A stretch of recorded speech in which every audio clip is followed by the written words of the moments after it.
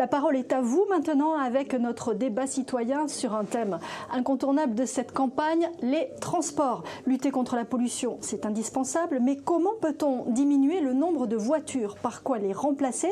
Faut-il laisser plus de place au vélo? Faut-il des transports gratuits? Les questions sont nombreuses, vous avez sûrement un avis, nos invités aussi. Alors place à 45 minutes de débat citoyen.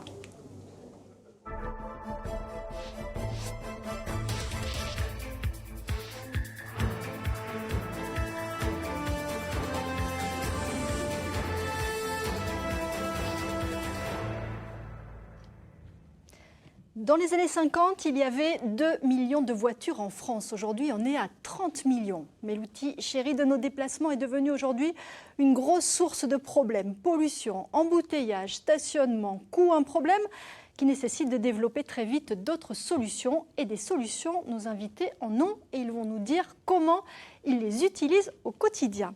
On sera avec vous, Charles Dassonville. Vous êtes arrivé à vélo pour nous rejoindre parce que vous faites partie du collectif Vélocité. Voilà. Une association qui est très active, justement très militante pour développer le vélo.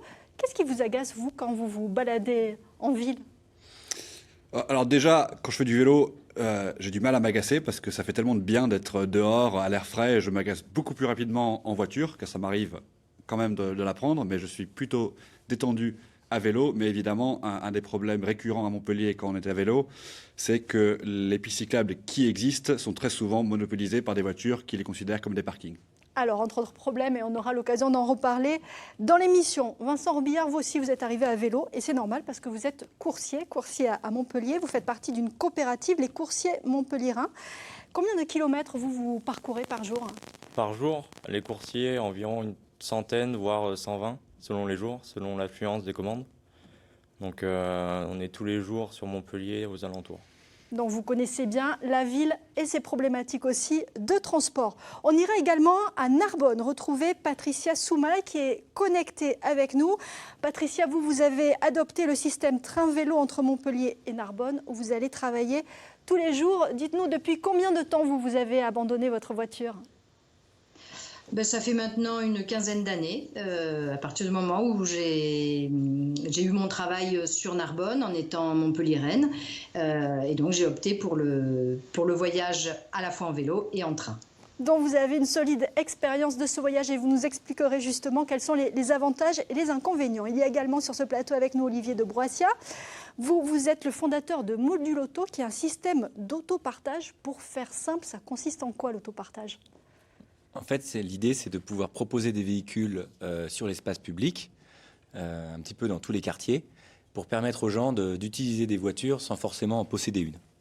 Allez, on regardera dans le courant de cette émission comment ça fonctionne et si ça commence à prendre l'autopartage. Et puis, à côté de vous, il y a Maxime Huret. Vous êtes maître de conférence à l'Université de Perpignan. Vous travaillez beaucoup sur les questions de mobilité et notamment sur les transports gratuits. Est-ce qu'après des années de tout voiture, est-ce qu'on est doucement en train de changer de logiciel tous? Alors le changement de logiciel, on essaye de l'activer déjà depuis une trentaine d'années et on voit qu'on a des difficultés aujourd'hui à vraiment changer les comportements de mobilité. Donc on se tourne vers des mesures peut-être parfois un peu plus radicales pour essayer de faire changer ces comportements. Et vous nous expliquerez lesquels. Mais pour commencer, eh bien, je vous emmène dans une ville qui a entamé depuis 15 ans une petite révolution, chasser petit à petit les voitures de ses rues. Elle se trouve en Espagne, à Pontevedra. On se déplace essentiellement à pied ou à vélo. Regardez comment ça marche, c'est le cas de le dire avec Jocelyn Debro. C'est une cité médiévale de Galice où le piéton est devenu roi. Sur ces vidéos de promotion de Pontevedra, un centre-ville sans trottoir, sans feu rouge, où la voiture est presque bannie, modifiant en profondeur le quotidien de ses 80 000 habitants. Pour comprendre comment cela fonctionne, il faut embarquer avec Carlos Garcia.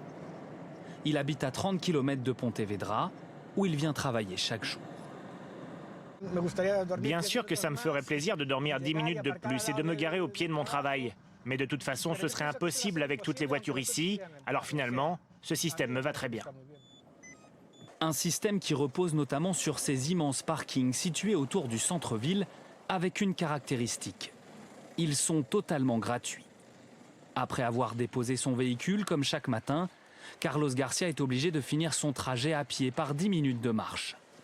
Dans les rues, un plan pédestre indique les distances entre les différents lieux de la ville. On pourrait croire que c'est un plan de métro, mais pas du tout. En fait, il indique le temps que l'on met à pied entre chaque endroit de la ville. Là, par exemple, depuis que je suis parti du parking, je suis passé par ici, jusqu'à cette zone. Ça paraît beaucoup, mais ce ne sont que 5 minutes à pied et au final, ça prend beaucoup moins de temps que de tourner et chercher une place avec une voiture. Au total, Carlos Garcia aura mis 45 minutes pour se rendre à son travail. 30 minutes de voiture, puis 15 minutes de marche forcée. C'est vrai qu'il y a des inconvénients, comme lorsque tu es pressé par exemple. Mais quand on fait la balance entre les points négatifs et les points positifs, elle penche très clairement du côté positif. Parce que la qualité de vie ici dans le centre-ville est vraiment très bonne. Pontevedra, 80 000 habitants, est l'équivalent d'une ville comme Avignon. Et dans la zone piétonne ici, pas de bus, pas de métro, pas de tramway, mais des vélos et des trottinettes. 70% des trajets se font à pied. L'homme qui a chassé les voitures du centre-ville, le voici. Il s'appelle Miguel Fernandez et il termine son 5e mandat consécutif de maire. Lors de son élection en 1999, son constat est simple. Le centre-ville de Pontevedra et ses habitants étouffent. Ici, on est au carrefour de la rue de la Sota et de la rue Peregrina. Et cette intersection faisait partie de la route nationale qui allait de la Corogne à Vigo. Ça représentait entre 27 et 28 000 véhicules par jour. Dans les années 80, 75% de la chaussée est dédiée aux voitures. Les trottoirs sont saturés et les véhicules se garent souvent en double file, dans une ville où 150 000 voitures circulent chaque jour. En 2019, le trafic a été divisé par 10 et Miguel Fernandez est en lice pour un 6e mandat consécutif. Vous savez, moi j'adore conduire. J'utilise même ma voiture tous les jours, mais le constat est simple. Les villes s'entendent très mal avec les voitures. Elles font du bruit, elles contaminent l'air, elles polluent, elles provoquent des accidents, elles occupent l'espace public. Il fallait rendre la ville aux citoyens. Pour rassurer les commerçants, le maire a interdit la construction de zones commerciales à proximité du centre historique. Et dans les rues de Pontevedra, il est désormais difficile de croiser un opposant au projet. Magnifique. Il faut continuer comme ça. Je pense qu'on doit continuer sans voiture, mais il y a des zones où il faudrait davantage de parkings publics. Au début, honnêtement, c'est un peu difficile de se passer de la voiture parce que c'est très commode. Et surtout en été, quand il fait chaud, on constate que c'est très bon pour la santé de marcher. C'est très commode pour se déplacer pour les enfants, pour les personnes âgées. C'est super. Pour sa politique ambitieuse, le maire de Pontevedra a été récompensé par plusieurs prix internationaux. Et même s'il sait que son modèle n'est pas transposable partout, il fustige le manque d'ambition de ses confrères européens. Je crois vraiment qu'il y a un manque de projet et même de courage politique. Tout le monde sait ce qu'il faut faire et oui, ça vaut la peine de prendre des risques. Moi, ça fait 20 ans que je suis maire et je vais me présenter pour mon 6e mandat. Les travaux pour étendre encore la partie piétonne de la ville sont en cours. La zone sans voiture passera bientôt de 40 à 50% de la superficie de Pontevedra. Une commune devenue désormais l'un des modèles de développement urbain à travers le monde. Oui, Pontevedra, le paradis des piétons et des vélos avec des parkings gratuits quand même, il faut le signaler, mais pas de transport en commun. Charles d'Assonville, vous allez vous installer à Pontevedra, là c'est le paradis pour vous. Ça donne envie, moi j'ai envie de dire c'est le paradis pour tout le monde, non? Ça a l'air très agréable comme qualité de vie. Et en fait l'enjeu de développer le vélo et la marche, parce que c'est indissociable en fait, c'est pas juste faire plaisir aux cyclistes actuels, c'est vraiment permettre à tout le monde d'avoir un choix de mobilité et de rendre à la ville un air plus agréable à respirer et une vie plus humaine. On voit là dans votre reportage, on voit des terrasses, des cafés. Enfin, qui rêverait de remettre la voiture dans l'écusson aujourd'hui? Donc le vrai enjeu du vélo, il est là. Il dépasse largement juste les cyclistes existants. C'est aussi les futurs cyclistes et les autres personnes qui n'ont pas envie de faire du vélo. Elles ont le droit, qui vont avoir une qualité de vie qui va s'améliorer énormément. Olivier de Broissia, la voiture hors la ville à Pontevedra, ça serait un peu compliqué pour vous si vous étiez là-bas? Non, mais moi je suis tout à fait d'accord avec Charles. C'est-à-dire que c'est vraiment, il faut avoir une vision globale des déplacements dans une ville. Et donc le développement du vélo, de la marche permet effectivement d'apaiser la ville. Après, effectivement, dans un certain nombre de cas, on a besoin encore de véhicules. Et la voiture est une bonne invention en soi. Ça permet d'aller... Oui, et puis on n'est pas prêt à l'abandonner demain. Il faut quand même être réaliste. Voilà, si on est pragmatique, effectivement, c'est un petit peu compliqué. Et puis, elle sert aujourd'hui à transporter des familles, des affaires. Par contre, on l'utilise de manière beaucoup trop fréquente pour tout et n'importe quoi. Pour aller chercher sa baguette de pain, pour aller emmener son enfant à l'école, ou pour faire une petite course, on n'a pas besoin de sa voiture. Et donc, si on n'en a pas besoin, finalement, on peut tout à fait se dire que c'est pas très raisonnable de garder une, voire deux, voire trois voitures dans un foyer, alors qu'on en a besoin que de manière très temporelle, enfin, sur certains moments, par exemple le week-end, si on part dans l'arrière-pays se balader. Et donc, l'intérêt de l'autopartage, en fait, c'est de pouvoir proposer une alternative, donc une voiture dans un quartier là où les gens habitent. Parce que, Mais tout le monde n'habite pas en ville. Là, on le voit, le monsieur, il habite à l'extérieur de la ville. Donc, il y a aussi la difficulté de devoir laisser sa voiture à un parking à l'entrée. Maxime Huret, je vous voyais acquiescer. Pontevedra, vous trouvez que c'est un système intéressant ou qui est un peu trop extrême ? Oui, non, c'est un système intéressant qui entre dans les mesures radicales aujourd'hui pour faire changer les comportements. Parce que là, c'est une piétonisation à grande échelle où on va pouvoir cohabiter avec des cyclistes et puis les voitures sont laissées à l'extérieur. Ce qui m'a un petit peu interpellé, c'est qu'il n'y a pas de transport collectif. Et ça, c'est dommage parce que quand même, la mixité des modes de déplacement, c'est important aussi pour une ville mixte, aussi socialement. Et ça, il faut le rappeler parce qu'il faut dire aussi qu'en France, par exemple, il y a 1/7 de la population qui est en situation de handicap et qui se déplacent essentiellement en voiture. Et donc, il faut leur proposer aussi des alternatives à la voiture qui soient autres que la marche ou le vélo, et parfois le transport collectif a son utilité aussi. Il y a des vélos très bien adaptés aujourd'hui aux personnes à mobilité réduite, pour info aussi. Pour beaucoup de personnes à mobilité réduite, le vélo reste une solution. J'aimerais intervenir juste pour rebondir sur ce que Allez-y. mon collègue a dit. Par rapport, tout dépend aussi du territoire dont on parle. Si vous parlez d'un cœur urbain, ou si vous parlez d'un petit village qui est à 30 km de Montpellier, c'est pas la même chose. Voilà. Donc il faut faire un mix de mobilité par rapport à ces différents usages. Et vous, qu'est-ce que vous en pensez de Pontevedra ? Est-ce que vous pensez qu'il y a des bonnes idées à piquer dans l'exemple de cette ville ? Il y a toujours des bonnes idées à prendre partout. Là, c'est vrai que ça change beaucoup de Montpellier. Est-ce que c'est pour demain ? Je ne pense pas. Après, c'est bien de s'en inspirer au niveau des commerçants, notamment pour le professionnel. Comment ils ont fait, comment ils en sont arrivés là, ce serait intéressant de... Oui, parce qu'on a entendu dans le reportage, il a limité aussi les grandes surfaces à l'extérieur. Enfin, il y a tout un système, il a mis en place. Il a travaillé évidemment avec les commerçants. Vous seriez prêt demain évidemment à travailler sur une ville sans voiture ? Ah oui, complètement. Alors on respire mieux à Pontevedra, on l'a compris, c'est beaucoup moins bien dans notre région, trafic dense, forte chaleur, pollution. Le cocktail est catastrophique, en particulier dans la métropole de Montpellier, épinglée récemment par l'organisation Greenpeace. Regardez. Montpellier, mauvais élève. La ville est accusée par plusieurs ONG de ne pas en faire assez pour limiter la pollution liée au transport. En cause, des politiques publiques jugées insuffisantes. Dans un classement, la métropole ne se classe que 10e sur 12, loin des efforts fournis par Paris. Greenpeace, l'une des organisations à l'origine de ce classement, pointe du doigt une mauvaise gestion des moyens financiers. On a en plus en ce moment 3 grosses infrastructures routières qui sont prévues d'être construites. Donc il y a le contournement ouest, la déviation est et le lien au nord de l'agglomération.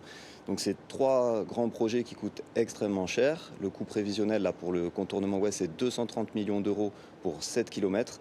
Et donc beaucoup de budget qui est fait pour déployer et encore agrandir la place de la voiture en ville. Sur 3 points, Montpellier est en retard selon l'étude.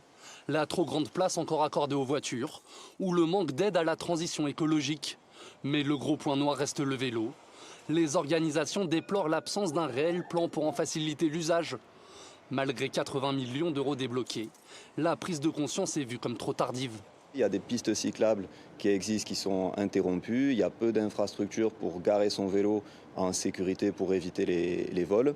Et donc pendant 5 ans, il y a effectivement très peu de choses qui ont été faites. Seule éclaircie, la future création d'une zone à faible émission de gaz à effet de serre. Elle couvrira une partie du centre-ville, un dispositif intéressant pour les auteurs de l'étude.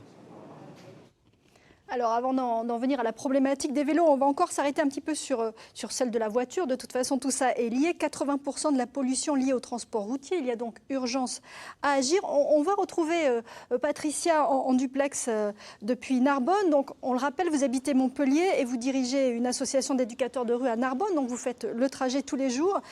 Vous avez donc laissé votre voiture de côté. Comment vous vous organisez au quotidien? Comment ça se passe? Alors... Donc pendant, disons, une quinzaine d'années, j'habitais un petit peu loin de la gare. Donc je prenais mon vélo depuis chez moi pour aller jusqu'à la gare. Je laisse mon vélo à la gare de Montpellier. Je prends le train jusqu'à Narbonne. Et à Narbonne, j'ai un autre vélo que je laisse aussi à l'entrée de la gare et ce qui me permet de me déplacer sur mon lieu de travail. Là, depuis 1 an, on a déménagé, donc j'habite maintenant juste à côté de la gare, donc j'ai plus besoin de faire le trajet, en tout cas entre Montpellier et la gare, puisque je suis vraiment juste à côté. Mais voilà, est-ce que c'est plus long, plus court de prendre le train? Parce qu'on imagine quand même que toute cette organisation prend du temps. Vous avez certainement comparé les deux trajets. Vous y gagnez sur quoi? Vous y perdez sur quoi? En termes de temps, c'est à peu près l'équivalent. Donc, alors surtout maintenant où j'habite vraiment à côté de la gare, j'ai presque envie de dire, je prends même moins de temps que de le faire si je prenais ma voiture. Donc, le temps pour moi c'est la même chose. C'est pas la même fatigue aussi parce que c'est assez reposant quand même de prendre le train. En plus de faire des trajets aussi en vélo, il y a quelque chose aussi d'assez agréable de faire de l'exercice et puis d'être en extérieur. Et puis surtout, le grand avantage, c'est aussi financier. Et puis j'ai envie de dire, c'est aussi un choix d'avoir des transports non polluants.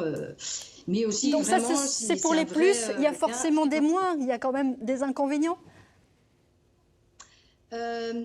Alors, il n'y en a pas finalement tant que ça. Enfin, sinon, je veux dire, j'aurais pas continué aussi longtemps ce mode de transport.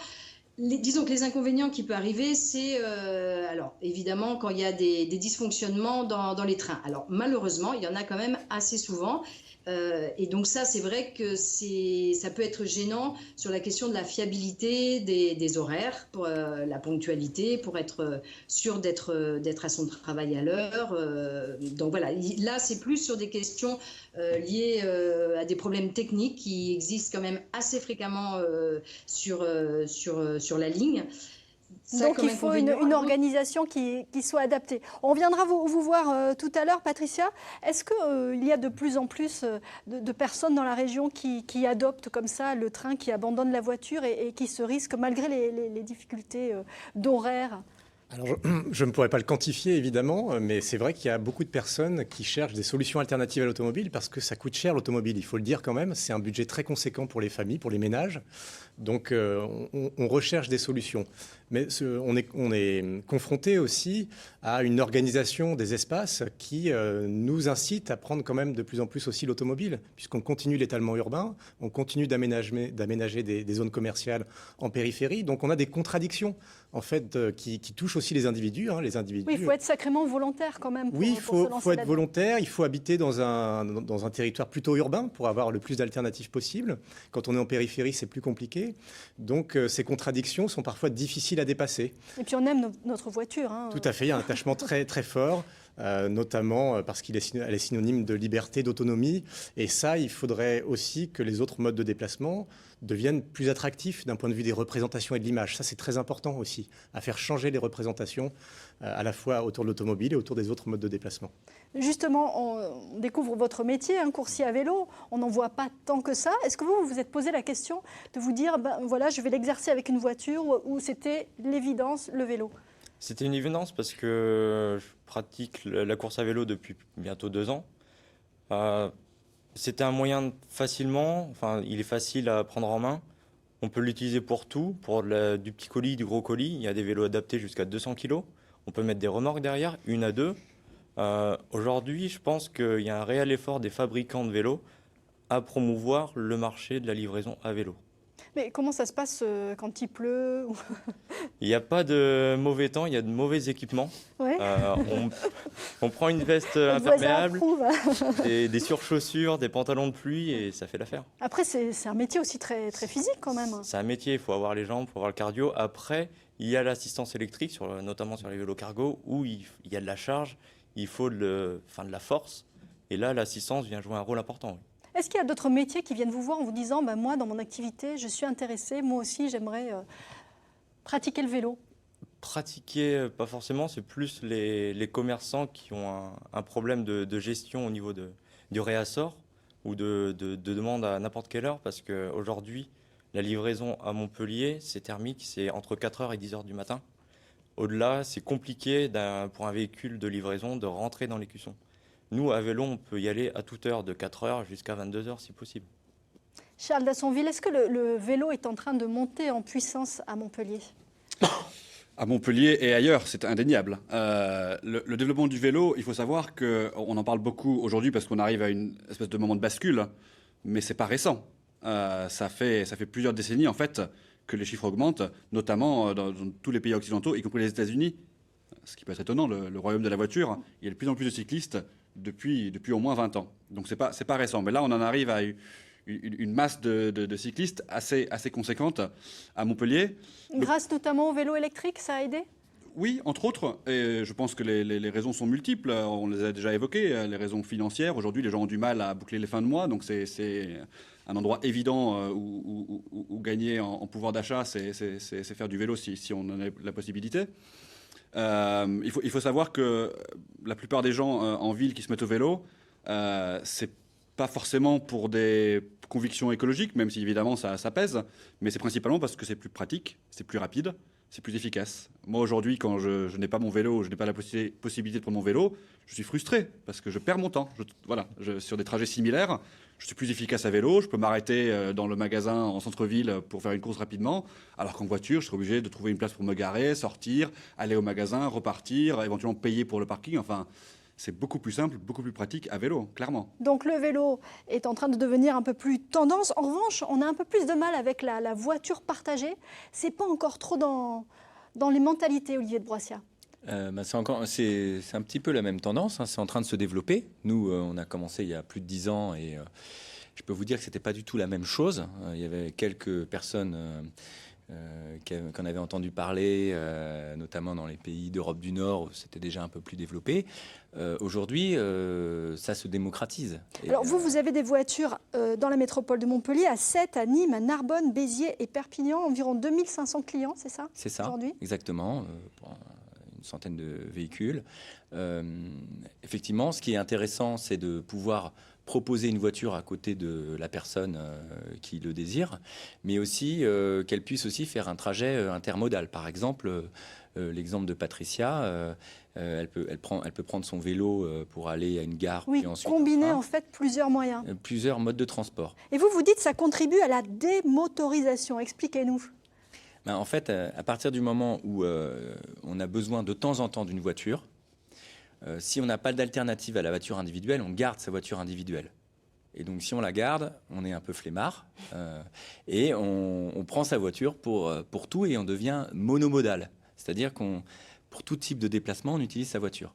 Alors que si on est dans un système tel que Module Auto de voitures partagées,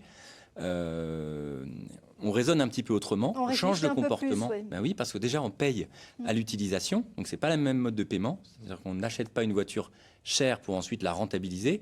On paye à la consommation, et donc quand on consomme peu, c'est très rentable d'être dans un service d'autopartage, et on découvre ou on redécouvre d'autres modes de déplacement, comme tous ceux dont on a parlé jusqu'à maintenant. Alors, l'envie de changer, ça ne suffit pas, hein. Il faut aussi des services ou des infrastructures à la hauteur. Bref, que ce ne soit pas la galère quand on veut laisser sa voiture au garage.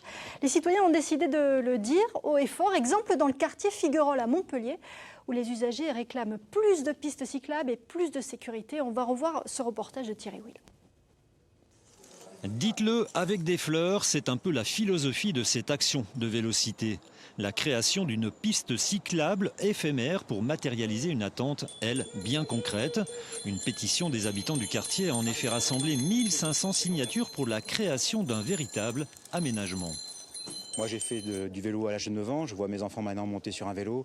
Je faisais exactement le même chemin à l'époque et c'était beaucoup moins dangereux. Maintenant, il faut être vigilant et le fait d'avoir des espaces protégés, c'est beaucoup plus sécurisant pour les parents. En ce moment, c'est un peu problématique.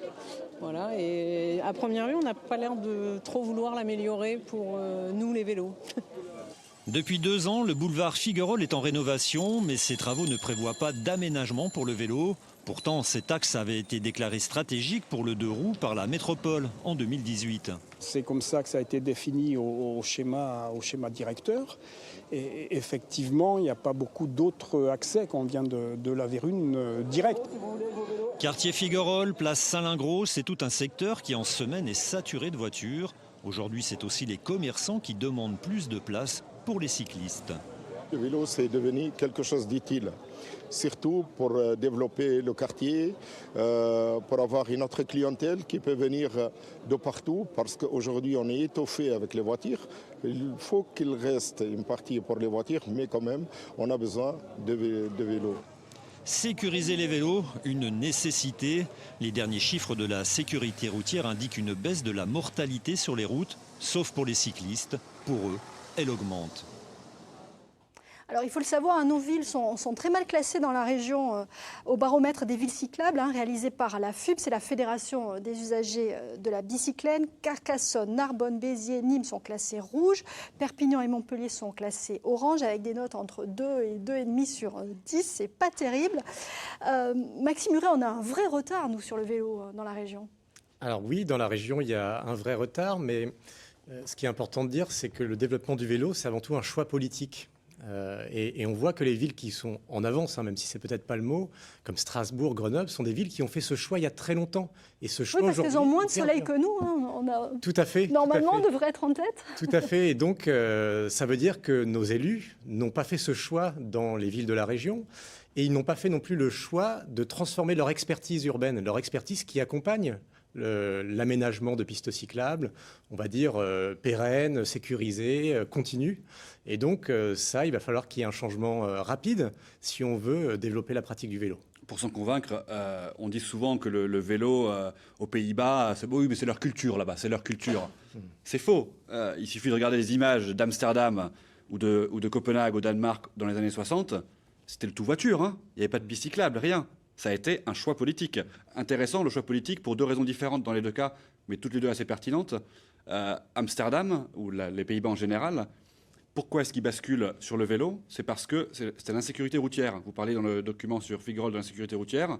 Un enfant est mort, et c'était un de trop. Et ça a commencé un mouvement qui s'appelle en néerlandais Stop des Kindermoord. Donc ils ont demandé des pistes sécurisées.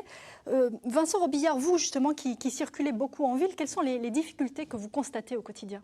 Le manque de pistes cyclables praticables, notamment parce qu'il y a des voitures dessus, des piétons qui ne font pas attention, qui traversent n'importe comment, ou qui marchent. Donc ça, c'est un problème de cohabitation avec les autres? Totalement, parce qu'ils ne sont pas habitués à avoir des vélos sur les pistes cyclables. Il y en a peu, donc les cyclistes les empruntent moins, puisqu'ils sont pris par des voitures.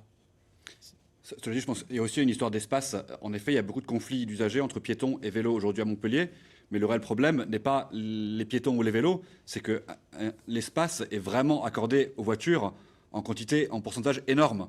Donc la solution pour ça, pour qu'il y ait moins de conflits d'usagers entre vélos et piétons, c'est de leur accorder tous les 2 plus d'espace au profit de la voiture. Alors on peut toujours, sans l'éliminer complètement, mais rééquilibrer l'espace qui aujourd'hui, hors écusson, est complètement dominé par la voiture, que ce soit des voies de circulation ou de parking. Oui, et ce qu'on constate à Montpellier, on le constate évidemment dans d'autres villes de la région.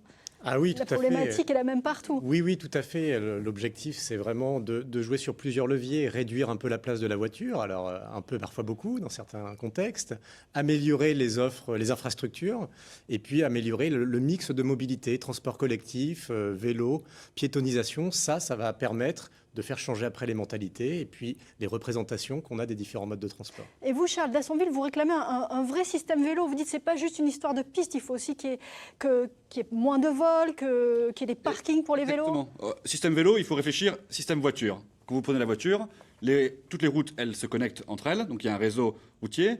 Si on a un problème, il y a des garages partout. Si on veut de l'essence, il y a des stations-service, etc. Donc il y a tout un système prévu pour la voiture, des parkings à multi-étages. Donc il faut faire la même chose pour le vélo, c'est-à-dire parking notamment en gare pour permettre, on en parlait, de l'intermodalité, donc combiner vélo et train. Mais aujourd'hui, il n'y a pas assez de parking sécurisé. Il faut développer la lutte contre le vol, donc ça passe par le marquage de vélos, des choses comme ça. Donc protéger les écoles, les abords des écoles, pour permettre aux enfants d'avoir un espace apaisé où ils peuvent marcher ou faire du vélo. Donc c'est un véritable système vélo qu'il faut développer. C'est pas facile, ça prend du temps, mais on peut déjà commencer par essayer de réduire les trajets en voiture inutiles. Quand on sait que 40% des trajets en voiture font moins de 3 km à Montpellier, ça paraît facile, en tout cas faisable, de les réduire fortement, cela. Donc un vrai système vélo avec des améliorations. On va demander à Patricia Soumaï comment ça se passe pour elle au quotidien. Est-ce que vous êtes déjà retrouvée, vous, avec plus de vélo? Oui, plusieurs fois. Donc c'est aussi pourquoi j'ai pris le choix d'avoir des vélos qui vraiment pas chers, que je récupère, parce que je me suis fait voler quand même plusieurs fois les vélos dans les parkings de la gare. Donc j'ai investi beaucoup dans les cadenas. D'accord, donc vous, il vaut mieux voler le cadenas que le vélo à la limite. Voilà, c'est ce qui vaut le plus cher. Disons qu'au niveau du coût, oui, mais après au niveau quand même de l'utilisation, j'ai quand même plus besoin de mon vélo que de mon cadenas. Donc vous souhaiteriez plutôt des parkings sécurisés? À la fois, oui, ça c'est sûr que ce serait quand même nécessaire, donc un système quand même de surveillance qui soit peut-être un peu plus adapté, ou des parkings en tout cas mieux gardés, mieux gérés.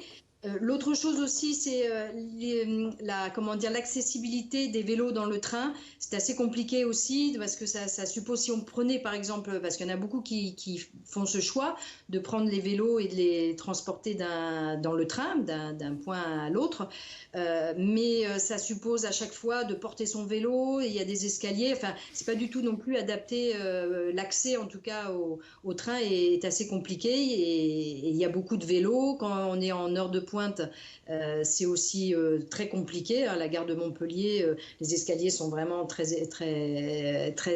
étroits, et donc voilà, c'est assez compliqué, et encore une fois pas du tout pratique, quoi. Donc de gros progrès à faire là aussi. On peut imaginer qu'il y a aussi peut-être des progrès à faire sur les aides et les coups de pouce financiers. On va en parler dans quelques instants, mais il existe depuis le début de l'année un forfait mobilité durable. Les employeurs peuvent rembourser jusqu'à 400 € par an aux salariés qui vont au travail à vélo ou en covoiturage. Et un habitant de la région Occitanie a inventé un système malin pour comptabiliser les kilomètres, comme va nous l'expliquer Emmanuel Watt. Vélo, boulot, dodo, la part des déplacements en bicyclette est de 3% en France. Pour inciter les salariés à pédaler plus souvent, un nouveau dispositif entre en piste. Le forfait mobilité durable est une indemnité kilométrique versée par l'employeur. Un cycliste toulousain a mis au point une application mobile pour enregistrer les distances parcourues. Tout tient dans la poche. Voilà, donc une fois que j'ai fini mon itinéraire à vélo, j'éteins l'application et immédiatement sur mon écran, je vois mon bilan kilométrique et les indemnités kilométriques vélo associées, plus le bilan carbone. Cet ingénieur en aéronautique a développé ce système embarqué pour faciliter la mise en œuvre du forfait mobilité durable par les entreprises. Notre appli intègre une intelligence artificielle qui détecte le mode de transport et qui va ainsi attester que le trajet a été vraiment fait à vélo. Et pas en bus, pas en voiture, pas en moto. Alexandre Rico travaille avec 2 informaticiens pour finaliser l'application qui est encore en chantier. Pour l'instant, l'indemnité vélo est facultative. Son montant est plafonné à 400 € par an. Vraiment, il faut que les employeurs poussent cette initiative. Il faut qu'il y ait moins de voitures et plus de cyclistes, et tous les avantages financiers qu'on peut proposer et les aides sont la bienvenue. Oui.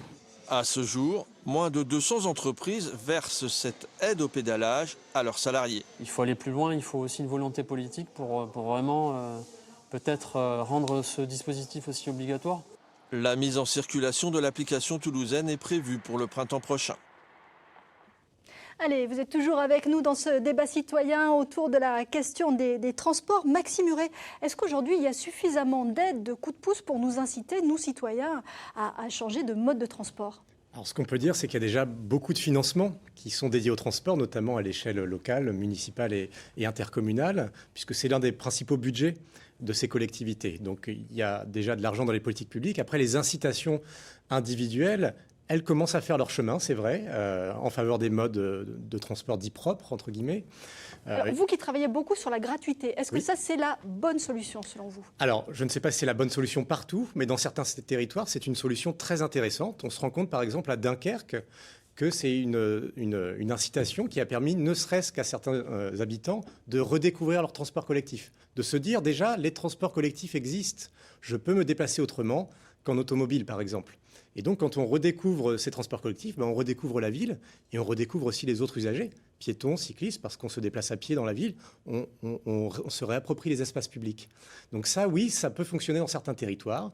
Gratuité totale, peut-être parfois gratuité partielle, mais en tout cas, c'est une solution qui aujourd'hui émerge de plus en plus pour répondre à différents enjeux sociaux, économiques et écologiques. Et j'ajouterais, ça permet de redistribuer du pouvoir d'achat. Olivier de Broissia, est-ce que vous faites partie d'un système comme ça où l'on peut avoir des aides financièrement pour prendre une voiture en autopartage ? Alors non, pas vraiment. D'ailleurs, ça serait une bonne mesure.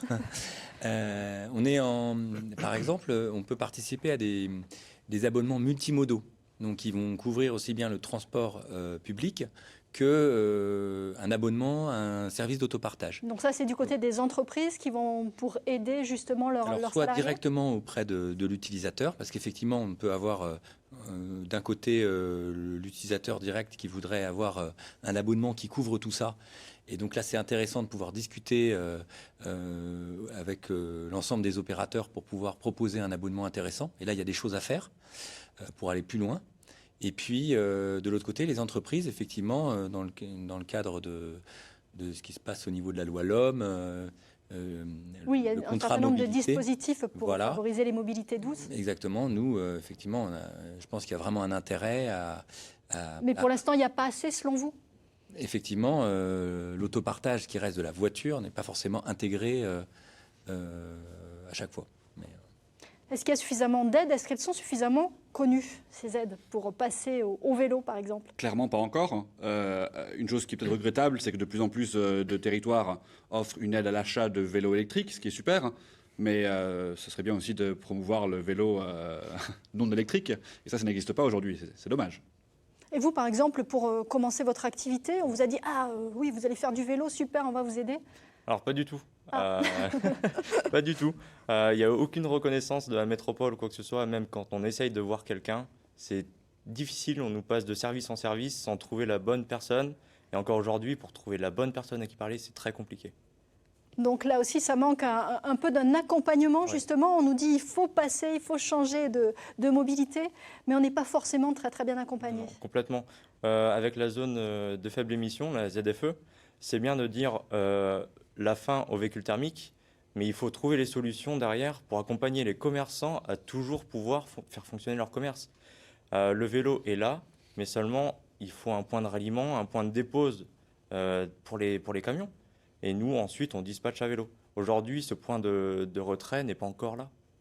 Donc il y a toute une organisation à trouver et à faire progresser. Donc on voit bien entre les promesses politiques et finalement la réalité, il y a un gros écart encore.